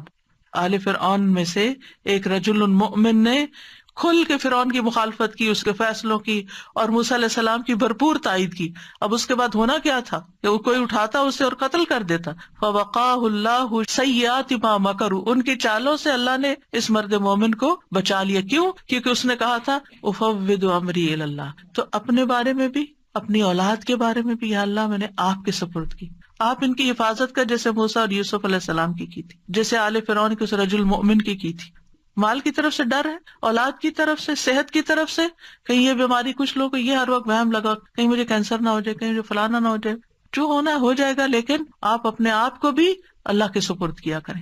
جو چیز اللہ کے حوالے کر دی جاتی ہے نا، اللہ سبحانہ وتعالیٰ اس کو درست کر دیتا ہے. اور پھر یہ ہے کہ اگر کوئی کام ایسا ہو گیا ہے جو پسند نہیں آیا تو اس کے بارے میں منفی جملے ادا نہ کریں، کیونکہ مصیبت کے وقت عام طور پر ہم بہت نیگیٹو ہو جاتے ہیں اور نیگیٹو باتیں کر کے سارے ماحول کو خراب کر دیتے ہیں. یہ نہیں ہونا چاہیے. یعنی کچھ لوگوں کو اگر مصیبت آتی ہے تو کہتے ہیں مجھے یہ مصیبت آنی تھی، میں نے کیا جرم کیا کہ مجھ پر یہ آزمائش آئے. اکثر ایسے جملے آپ کو سننے میں ملتے ہیں. تو اس طرح کی باتیں اللہ کی نعمتوں کا اور احسان کا انکار ہوتا ہے، اور اللہ کے بارے میں بدگمانی ہوتی ہے اور اعتراض. ہم کون ہیں اللہ پر اعتراض کرنے والے؟ لہٰذا صحابہ جو تھے وہ ایسے جملوں کو سخت ناپسند کرتے تھے. ابن مسعود کہتے ہیں تم میں سے ایک شخص آگ کے انگارے کو مضبوط پکڑ لے یہاں تک کہ وہ بجھ جائے، یہ اس سے بہتر ہے کہ وہ اللہ کی تقدیر کے بارے میں کہے کہ کاش ایسا نہ ہوتا. یہ نہیں کہنا چاہیے کاش ایسا نہ ہوتا، جبکہ مشکل میں کیا بولنا چاہیے؟ قدر اللہ وما شاء فعل. اللہ کی تقدیر، جو اللہ نے چاہا کیا، اللہ کی تقدیر تھی. مکتوب. اور ایسے الفاظ نہ بولے جائیں جو اللہ کو ناراض کر دیں، یا یہ کہیں کہ کاش میں یہاں نہ جاتا تو یہ حادثہ نہ ہوتا. ساتویں چیز یہ کہ تقدیر کو عذر نہیں بنانا چاہیے. ٹھیک ہے، مثلا اگر کوئی شخص پہاڑ پہ چڑھ کے اپنے آپ کو نیچے گرائے اور چوٹیں کھائے تو کہے یہ میری تقدیر میں تھا تو اس لیے میں نے ایسا کیا. نہیں، ہمیں احتیاط اور کوشش اور بچاؤ کرتے رہنا چاہیے. اور اگر ہم کوئی نیک کام نہیں کر سکے تو تقدیر کو ذمہ دار نہیں ٹھہرانا چاہیے. اللہ ہی کو منظور نہیں تھا کہ میں حج کرنے جاتی، اللہ ہی کو منظور نہیں تھی. یہ جملہ نکال دیں اپنی زندگی سے، اللہ کو منظور نہیں تھا. ٹھیک ہے، لیکن یہ کہ آپ اس طرح کے نیگیٹو وے میں نہ کہیں. تو آپ کیا کہیں؟ انشاءاللہ اللہ چاہے گا تو پھر لے جائے گا، ہم کوشش کرتے رہیں. اور آٹھویں بات یہ کہ تقدیر پہ ڈسکشن نہیں کرنی چاہیے، اس پہ گفتگو کی ممانعت ہے. نبی صلی اللہ علیہ وسلم نے فرمایا جب میرے صحابہ کا تذکرہ ہونے لگے تو خاموش ہو رہنا، یعنی ان کی غلطیوں اور ان کی کوتاہیوں پر کوئی بات نہیں کرنا. جب ستاروں کا ذکر ہونے لگے تو خاموش رہنا، علم نجوم پر ڈسکشن نہیں کرنا. جب تقدیر کے مسئلے کا ذکر ہونے لگے تو خاموش رہنا، کیونکہ یہ اللہ کا راز ہے. تقدیر کیا ہے؟ اللہ کا راز ہے. ہمیں نہیں بتایا اس نے کہ وہ کوئی کام کیوں کر رہا ہے، اور ضرورت بھی نہیں اس کو ہمیں بتانے کی. لہٰذا اس پر اپنی طرف سے کوئی فیصلے نہیں کرنے چاہیے اور بحث مباحثے نہیں کرنے چاہیے. ایک دفعہ صحابہ کچھ ایسا ہی کر رہے تھے، تقدیر پر بحث کر رہے تھے، تو رسول اللہ صلی اللہ علیہ وسلم نے دیکھا تو غصے میں آ گئے، حتیٰ کہ آپ کا چہرہ مبارک سرخ ہو گیا، گویا آپ کے چہرے پر انار کے دانوں کا رس نچوڑ دیا گیا ہو. پھر اسی طرح یہ ہے کہ جب کوئی ایمان لاتا ہے تو پھر اللہ سبحانہ وتعالیٰ کے حکم کی تعمیل کرتا ہے. یہ چیز انسان کو شرک اور کفر سے بچا دیتی ہے. پھر شرعی احکام پر اعتراض سے انسان بچ جاتا ہے. تقدیر پر ایمان سے انسان کا ارادہ اور یقین توکل پختہ ہوتا ہے، دل مطمئن ہو جاتا ہے. یاد رکھیے کہ دل کو اطمینان اور چین حاصل نہیں ہو سکتا جب تک تقدیر پر ایمان نہ ہو. اور تقدیر پر راضی رہنے والے کی دنیا بھی جنت بن جاتی ہے کہ وہ تو وہ رہا ہے جو میرا رب چاہتا ہے، اور میرا رب جو چاہتا ہے وہ سب سے بہتر ہوتا ہے، اس لیے مجھے کوئی اعتراض نہیں. اب یہ ہے کہ ہمیں کچھ دعائیں بھی مانگنی چاہیے تاکہ اچھی تقدیر حاصل ہو اور بری تقدیر سے بچ جائیں، جس میں کوئی بھی چیز جو آپ کو بودر کرے کہ میری دعا قبول نہیں ہو رہی، یہ معاملہ بہت مشکل آ گیا ہے، تو کثرت کر دیں حسبی اللہ لا الہ الا ہوا علیہ توکلت وہو رب العرش العظیم.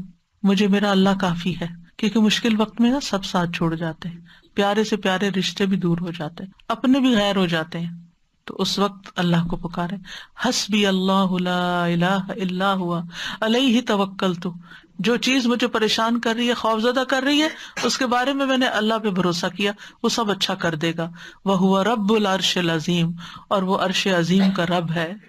پھر یہ دعا ربنا لا تؤاخذنا ان نسینا او اخطانا ربنا ولا تحمل علینا اصرا کما حملته علی الذین من قبلنا ربنا ولا تحملنا ما لا طاقت لنا به واعف عنا واغفر لنا وارحمنا انت مولانا انت مولانا انت مولانا فانصرنا علی القوم الکافرین.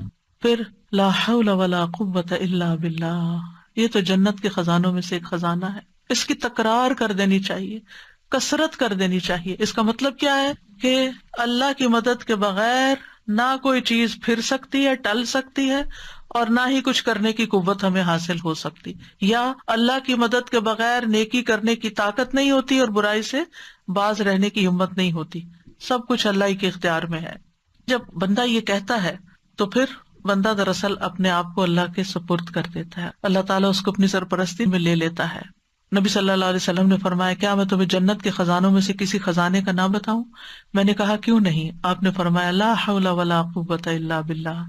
ابو ہریرہ کہتے ہیں میں سمجھتا ہوں کہ آپ نے یہ بھی فرمایا کہ اس پر جب انسان لا حول ولا قوت الا باللہ کہتا ہے تو اللہ تعالیٰ فرماتا ہے میرے بندے نے سر تسلیم خم کر دیا اور خود کو میرے حوالے کر دیا، سپرد کر دیا. حول کا کیا مطلب ہوتا ہے؟ تبدیلی ہونا. کوئی چیز تبدیل نہیں ہو سکتی الا باللہ، لا حول ولا قوت، اور کوئی اسٹرینتھ، قوت، طاقت، ریسورسز مجھے نہیں مل سکتے مگر اللہ ہی کی مدد سے. لا حول ولا قوت، لا حول، حول کا مطلب پھرنا. یہ تکلیف دور نہیں ہو سکتی، یہ تقدیر نہیں ٹل سکتی، یہ مشکل آسان نہیں ہو سکتی، یہ چیز جو مجھے بادر کرتی زندگی سے نہیں جا سکتی مگر اللہ کی قوت سے ضرور جا سکتی ہے. ولا قوت، میرے پاس کوئی قوت نہیں، کسی کے پاس کوئی اختیار نہیں کہ وہ مجھے کوئی چیز دے سکے مگر اللہ کے پاس سارا اختیار ہے. تو معاملہ ہم نے اللہ کے سپرد کر دیا. یہ جنت کے دروازوں میں سے ایک دروازہ ہے. نبی صلی اللہ علیہ وسلم کے فرمان کے مطابق یہ جنت میں پودے لگانے والا عمل ہے. اس کلمے کو کثرت سے کہنے کا حکم دیا گیا ہے. ابو ذر کہتے ہیں میرے خلیل صلی اللہ علیہ وسلم نے 7 چیزوں کی وصیت کی، ان میں سے ایک یہ ہے کہ میں لا حول ولا قوت الا باللہ کی کثرت کر دوں، اور جس کا یہ آخری کلام ہو جس میں لا حول ولا قوت الا باللہ، اس کو آگ نہیں چھوئے گی. بندہ جب کہتا ہے لا الہ الا اللہ واللہ اکبر تو اللہ تعالیٰ فرماتا ہے میرے بندے نے سچ کہا، میرے سوا کوئی معبود نہیں اور میں سب سے بڑا ہوں. جب بندہ کہتا ہے لا الہ الا اللہ وحدہ تو وہ فرماتا ہے میرے بندے نے سچ کہا، مجھ اکیلے کے سوا کوئی معبود نہیں. جب بندہ کہتا ہے لا الہ الا اللہ لا شریک لہ تو وہ فرماتا ہے میرے بندے نے سچ کہا، میرے سوا کوئی معبود نہیں، میرا کوئی شریک نہیں. جب وہ کہتا ہے لا الہ الا اللہ لہ الملک و لہ الحمد تو وہ فرماتا ہے میرے بندے نے سچ کہا، میرے سوا کوئی معبود نہیں، بادشاہی میرے لیے ہے، تعریف بھی میری ہی ہے. اور جب بندہ کہتا ہے لا الہ الا اللہ ولا حول ولا قوت الا باللہ تو اللہ تعالیٰ فرماتا ہے میرے بندے نے سچ کہا، میرے سوا کوئی معبود نہیں اور میری توفیق کے بغیر کوئی بچاؤ نہیں اور نیکی کی طاقت نہیں. اور جسے موت کے وقت یہ کلمات نصیب ہو گئے اسے آگ نہیں چھوئے گی. یہ کلمات کیا ہیں؟ لا الہ الا اللہ واللہ اکبر، لا الہ الا اللہ وحدہ، لا الہ الا اللہ لا شریک لہ، لا الہ الا اللہ لہ الملک و لہ الحمد، لا الہ الا اللہ ولا حول ولا قوت الا باللہ. ایک اور دعا بھی پڑھنی چاہیے بری تقدیر سے بچنے کے لیے، اللہم انی اعوذ بک من جہد البلاء ودرک الشقاء وسوء القضاء وشماتۃ الاعداء۔ اے اللہ، بے شک میں تیری پناہ میں آتا ہوں سخت مصیبت، بدبختی لاحق ہونے سے، بری تقدیر اور دشمنوں کے خوش ہونے سے۔ سب سے پہلی چیز مصیبت کی سختی، جہد البلاء، یعنی ایسی مصیبت جس کے برداشت کرنے کی انسان میں طاقت نہ ہو، کہ اس مصیبت کی وجہ سے انسان کا ایمان چلا جائے یا زندگی چلی جائے۔ اللہ ایسی مصیبت نہ ڈالنا ہم پر۔ آزمائشیں دو طرح کی ہوتی ہیں، ایک جسمانی ہوتی ہے، ایک ذہنی ہوتی ہے۔ مثلاً بیماریاں ہیں، پیٹ درد ہو گیا، سینے میں درد ہو گیا، سر درد ہو گیا، یہ بھی آزمائش اور مصیبت ہے۔ کچھ ذہنی ہوتی ہیں، قلبی ہوتی ہیں، کہ جس کی بنا پر انسان کے دل کے اندر پریشانی اور ڈسٹربنس اور ایک ڈپریشن کی کیفیت ہوتی ہے۔ کبھی انسان کی ذات کے اوپر کوئی الزام تراشی ہو جاتی ہے، کبھی کوئی اس کے ساتھ بدسلوکی کرتا ہے۔ یہ ساری چیزیں جہد البلاء میں سے ہے، یعنی آزمائش کی ایسی مشقت جو برداشت نہیں ہو رہی، ہر وقت چمٹ گئی ہمیں۔ اللہ ایسی مصیبت سے بچانا کہ جو ہمارے نارمل حالات کو ہمارے لیے اب نارمل کر دے، اور جو ہم اچھے اچھے کام کر رہے تھے وہ ہم سے سارے چھوٹ جائیں۔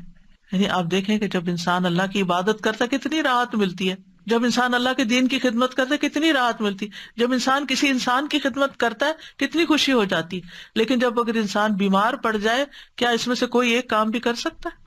اب کیا ہوا، ایک تو بیماری کی وہ تکلیف جو مسلسل درد ہوئے جا رہی ہے، ہوش بلا دیے، ذکر اذکار بلا دیے، نہ عبادت ہو رہی ہے، نہ کوئی دین کی خدمت ہو رہی ہے، نہ کسی انسان کی خدمت ہو رہی، کچھ بھی نہیں ہو رہا۔ یہ ہے جہد البلاء۔ اللہ ایسی کیفیت سے بچا لینا کہ ہم کسی کام کے نہ رہیں، ہم نیکیوں میں آگے نہ بڑھ سکیں، کیونکہ ایسے میں انسان کا صبر و برداشت بھی کم ہو جاتی ہے۔ اس سے پناہ مانگنی چاہیے۔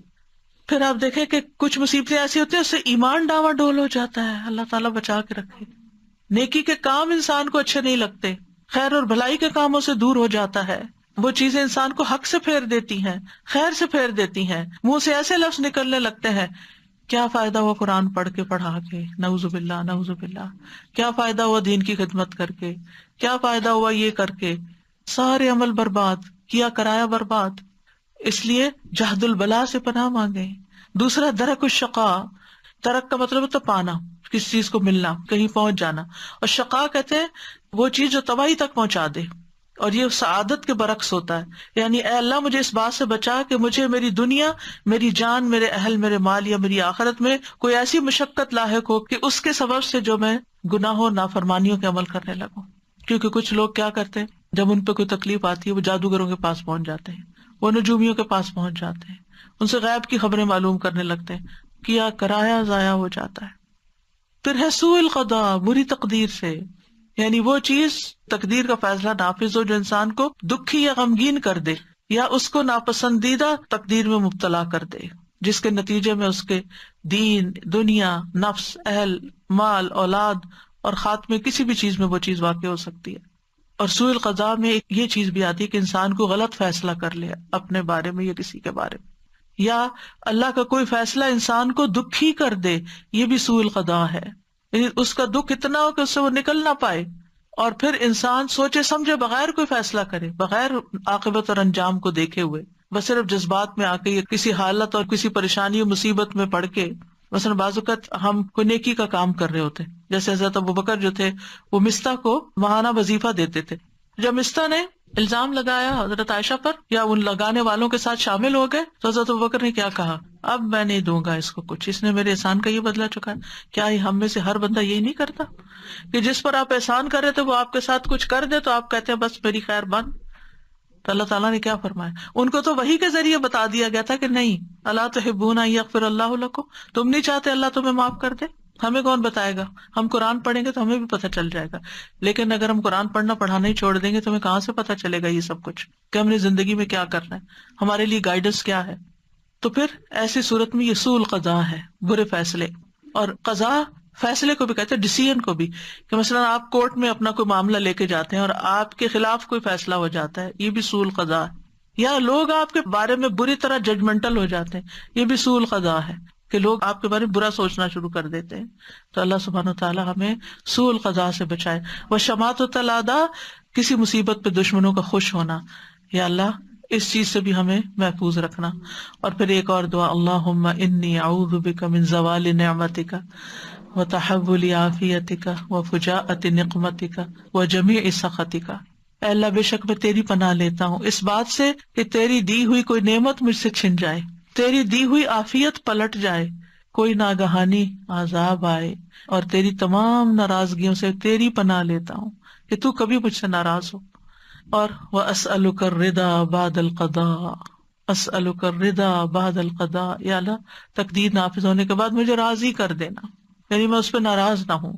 تو اللہ کے فیصلوں پر راضی ہونا جو ہے یہ بھی دل کے سکون اور اطمینان کا ذریعہ ہے۔ یحییٰ بن معاذ سے کہا گیا بندہ اللہ کی تقدیر پر راضی رہنے کے مقام پر کیسے پہنچ سکتا ہے؟ تو انہوں نے کہا جب وہ اپنے نفس کو 4 چیزوں پہ قائم کر لیتا ہے جن کے ساتھ وہ اپنے رب کے ساتھ معاملہ کرتا ہے۔ نمبر 1 وہ کہتا ہے اللہ اگر تو مجھے عطا کرے گا میں قبول کروں گا۔ دوسرا وہ کہتا ہے اگر تو مجھے محروم رکھے گا میں راضی رہوں گا۔ تیسرے اگر تو مجھے چھوڑ دے گا تو میں تیری عبادت کروں گا۔ چوتھے اگر تو مجھے بلا لے گا یعنی موت میری آئے گی تو میں تیری پکار پہ لبیک کہوں گا۔ تو صرف مومن ہی اللہ کے فیصلوں پہ راضی ہوتا ہے۔ لہٰذا صبح و شام 3 دفعہ پڑھیں رضیت باللہ ربا وبالاسلام دینا وبمحمد النبی۔ جو شخص دل سے یہ کہتا ہے اس کے لیے جنت واجب ہو جاتی ہے۔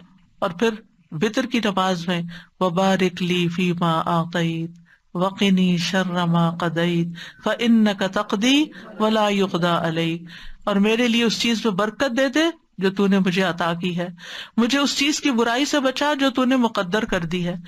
تو فیصلہ کرتا ہے اور تیرے خلاف کوئی فیصلہ نہیں کر سکتا۔ لہذا انسان اللہ سبحانہ وتعالیٰ سے دعائیں کرتا رہے اور اللہ کی رضا پہ راضی رہے۔ تو اصل میں تقدیر کیا ہے؟ اللہ کے فیصلے ہیں، ہمارے پارٹ پہ کیا ہے؟ ہم ان پہ راضی رہیں اور اس کی عبادت نہ چھوڑیں اور اس کا در نہ چھوڑیں، اس سے دعا نہ چھوڑیں، اصرار اور تکرار کے ساتھ دعا کرتے رہیں۔ اللہ تعالیٰ ہماری دعاؤں کو قبول فرما لے۔ وآخر دعوانا ان الحمد للہ رب العالمین۔ سبحانک اللہم وبحمدک اشہد ان لا الہ الا انت استغفرک واتوب الیک۔ السلام علیکم ورحمۃ اللہ وبرکاتہ۔